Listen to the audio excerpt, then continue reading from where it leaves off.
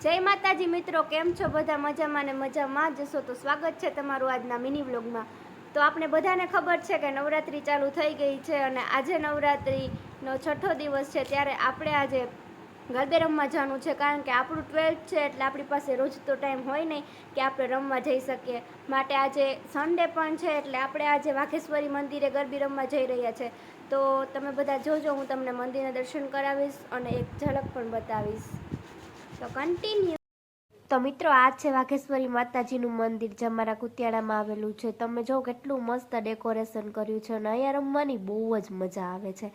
જોકે મારે 12th છે એટલે હું રોજ ન આવી શકું, પણ જ્યારે ટાઈમ મળે ને ત્યારે અમે આવીએ જ છીએ અહીંયા રમવા માટે।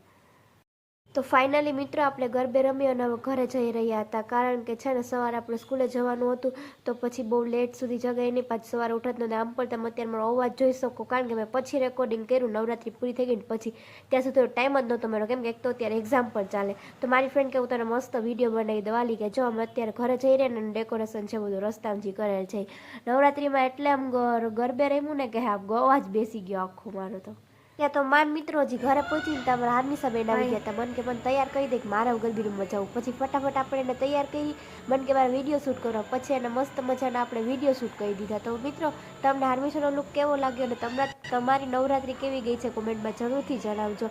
Thank you so much watching this blog. More mini look જોવા માટે ચેનલને સબસ્ક્રાઈબ કરી દેજો।